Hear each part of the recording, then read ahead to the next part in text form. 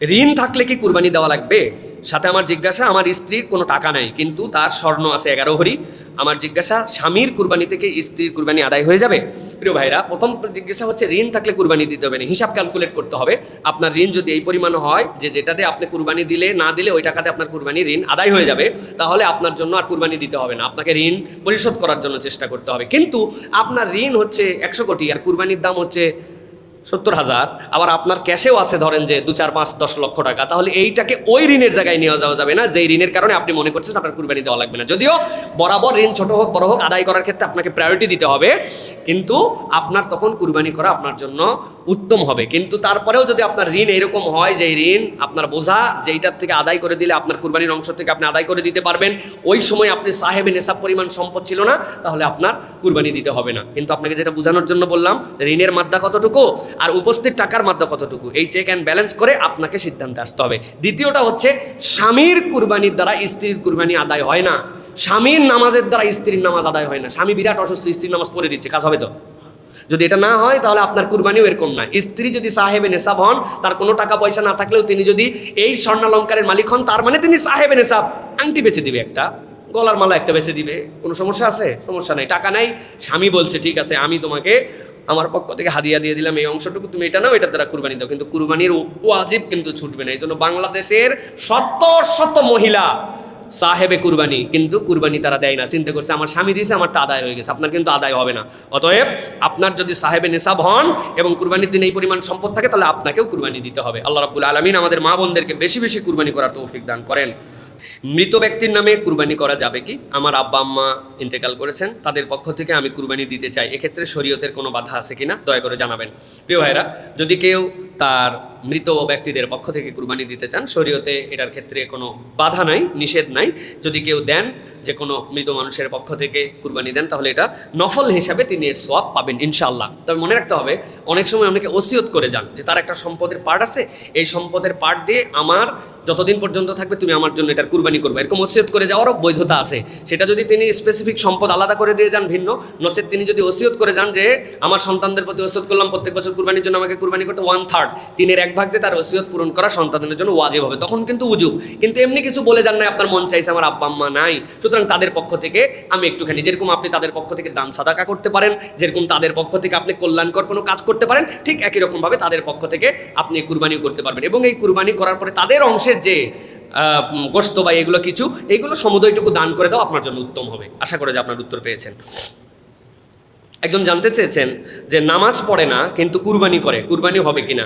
সাথে সাথে আমার জানার বিষয় হচ্ছে, অনেক সময় ভাগে বেনামাজির সাথেও কুরবানি দেওয়া হয়, এই ক্ষেত্রে জেনে বুঝে বেনামাজির সাথে কুরবানিতে ভাগ দেওয়া যাবে কিনা। প্রিয় ভাইয়েরা, 1 নম্বর বিষয় যেটা, সেটা হচ্ছে নামাজ পড়ে না কিন্তু কুরবানি করে, কুরবানি হবে কিনা। এর 2টা পার্টের উত্তর আছে। একটা শুনলে আপনাদের কষ্ট লাগবে, একটা খুশি লাগবে। খুশিটা হচ্ছে যে কুরবানির স্বতন্ত্র একটা ইবাদত, সুতরাং সালাত স্বতন্ত্র একটা ইবাদত। আপনি সালাত পড়েন না, সালাত আদায় করেন, তার জন্য গুনাহ হবে। কুরবানিও করেন না, তার জন্য গুনাহ হবে। এখন কুরবানি করে ফেলছেন, আল্লাহ রাব্বুল আলামিন এই কুরবানি আদায়কারী হিসেবে আপনার কুরবানি আল্লাহ কবুল করে নিতে পারেন। এটা হচ্ছে একটা বিষয়। কিন্তু দুঃখের জায়গা হচ্ছে, কুরআনুল কারীমের সূরা মায়েদার 27 নম্বর আয়াত আপনারা পড়ে দেখবেন, সেখানে 2 জন আদম আলাইহিস সালামের সন্তান, তার ব্যাপারে আলোচনা হয়েছে। 2 জন কথা বলছে, 2 জনে আল্লাহর জন্য ত্যাগ করেছিল, একজনেরটা কবুল হয়েছে, একজনেরটা কবুল হয় নাই।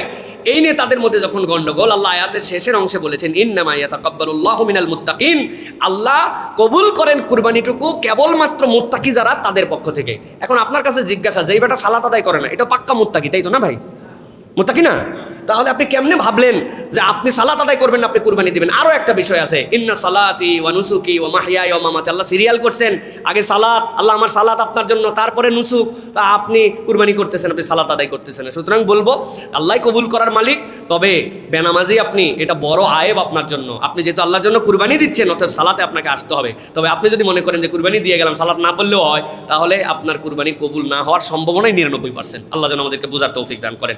বেনামাজির সাথে কুরবানি দেওয়া যাবে কিনা? প্রিয় ভাইয়েরা, বেনামাজির সাথে কুরবানি দেওয়ার মাসালা যেটা সেটা হচ্ছে দুইভাবে। একটা হচ্ছে নামাজ যদি অস্বীকারী হয়, বেনামাজি কিন্তু দুই ধরনের। একটা হচ্ছে ধরো নামাজ পড়ে কি হবে, এত নামাজ করো কেন, এটার কিন্তু আক্ষরিক অর্থ অনেক সময় নামাজ অস্বীকারীর দপ্তরে চলে যাবে। এইটা যদি হয় এর সাথে আপনি কুরবানি দিতে পারবেন না, এর সাথে কুরবানি দিলে আপনার কুরবানি হবে না। আল্লাহর হুকুম সে একটা অস্বীকার করে, কিন্তু আরেকজন নামাজ পড়ে সারে জুম্মা পড়ে অস্বীকার করে না, আবার বললে একটু মাথা নত করে থাকে, তার এই দোষ স্বীকার করে না, এরকম লোক যদি হয় তাহলে যদি আপনার কুরবানি হয় আপনার কুরবানি হয়ে যাবে। তবে বরাবর একটা কথা মনে রাখতে হবে যে ভাই আপনার ছাগল দিতে কিসে ঠেকায়, আপনার ছাগল দিতে কিসে ঠেকায়, কিসে আপনাকে গরুতে এত টানে, কিসে আপনাকে 7 ভাগে এত টানে, যেখানে বেনামাজি হালাল কামাই না হারাম কামাই নিয়ত কি জানেন না, আপনি একটা ছাগল 12,000 টাকাতে দেন না ভাই। উদামিসে এত রিক্সের মধ্যে আপনি যাবেন কেন, বেনামাজি খুঁজতে চান কেন? 7 জনের মধ্যে সম্পর্ক সুন্দর করার জন্য, ভালো ফ্রেন্ডশিপের জন্য দেন, কিন্তু নামাজি দেখে দেন। আপনি কুরবানি দেওয়ার পরে নামাজ কবুল হবে কি হবে না এই মাসালায় যাওয়ার আপনার দরকার কি? এত রিক্সে যাওয়ার দরকার আছে প্রিয় ভাইরা? এই জন্য আল্লাহ আমাদেরকে বোঝার তৌফিক দান করেন। হুজুর স্টেডিয়ামে খেলা দেখা কি জায়েজ? লুডো খেলা জায়েজ কিনা?